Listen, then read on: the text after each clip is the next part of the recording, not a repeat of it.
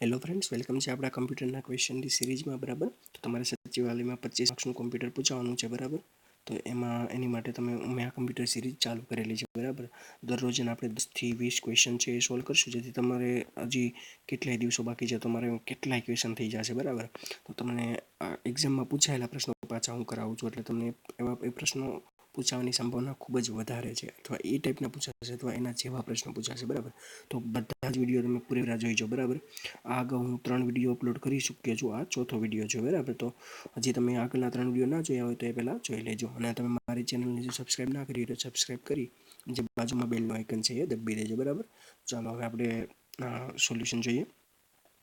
તો first question છે, કમ્પ્યુટરની ભાષામાં સીપીયુનો અર્થ શું થાય છે? તો તમારા ઓપ્શન છે central programming unit, central progressive unit, central processing unit અને સેન્ટ્રલ પ્રોડક્ટિવ યુનિટ. તો તમારો સાચો જવાબ થશે સેન્ટ્રલ પ્રોસેસિંગ યુનિટ. તો ઓપ્શન બી છે એ સાચો જવાબ છે. બરાબર, સીપીયુનો ફૂલ ફોર્મ શું થાય? Central processing unit. હવે નેક્સ્ટ ક્વેશ્ચન છે, સ્પેલિંગ અને ગ્રામરની ભૂલો શોધવા માટે કઈ ફંક્શન કીનો ઉપયોગ થાય છે? તો સ્પેલિંગ અને ગ્રામરની ભૂલ શોધવાની હોય તો એની માટે તમારે જે છે એ F7નો યુઝ થાય છે. બરાબર, હવે આગળ જોઈએ, સેવ એજ માટે કઈ ફંક્શન કીનો ઉપયોગ થાય છે? તમે કોઈ ફાઇલ સેવ એજ કરવી હોય, બરાબર, તો એની માટે કઈ ફંક્શન કીનો ઉપયોગ થાય છે? તો એ છે F12. બરાબર, F12 છે એનો સેવ એજ માટે ઉપયોગ થાય છે. હવે લખાણને કોપી કર્યા પછી, નેક્સ્ટ ક્વેશ્ચન છે, લખાણને કોપી કર્યા પછી પેસ્ટ કરવા માટે કયો કમાન્ડ વપરાય છે? પહેલાં તો કોપી કરવા માટે કયો કમાન્ડ વપરાય છે? તો કે Ctrl+C છે એ કોપી કરવા માટે વપરાય છે. બરાબર, અને Ctrl+X છે એ કટ કરવા માટે વપરાય છે.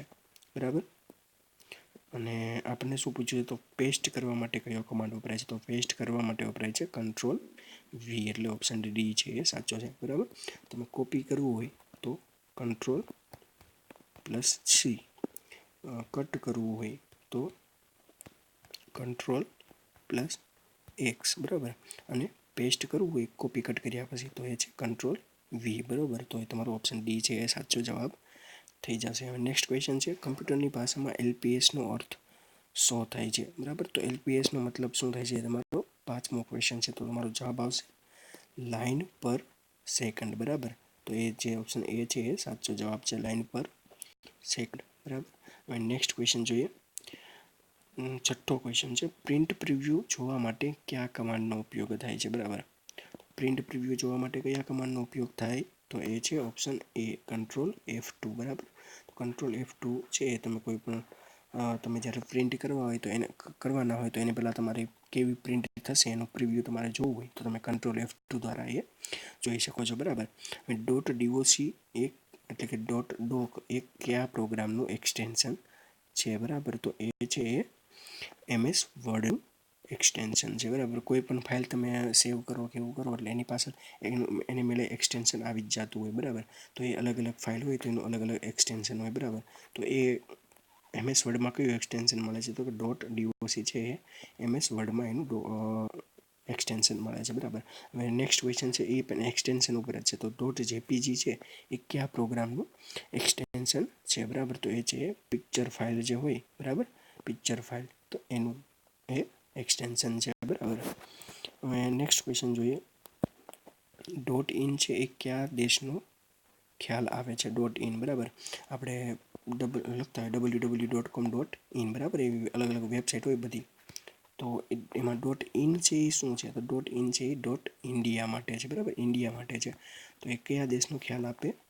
Bharat, option C. બરાબર, તો ઓપ્શન સી છે એ તમારો સાચો જવાબ થશે. બરાબર, હવે લાસ્ટ ક્વેશ્ચન આ વિડીયોનો, તો એ છે નવું ડોક્યુમેન્ટ ઉમેરવા કયા કમાન્ડનો ઉપયોગ થાય છે? બરાબર, તો નવું ડોક્યુમેન્ટ ઉમેરવું હોય તો Ctrl+New એટલે Ctrl+N નો ઉપયોગ થાય છે. તો આ થઈ ગયા આજના આપણા 10 પ્રશ્નો. બરાબર, જો તમે હજી મારા આગળના 3 વિડીયો બનાવેલા છે ચેક ના કર્યા હોય તો ચેક કરી લેજો. બરાબર, હું એની લિંક છે હું તમને ડિસ્ક્રિપ્શનમાં આપી દઈશ. બરાબર, અને ઓલ ધ બેસ્ટ, તૈયારી ચાલુ રાખો.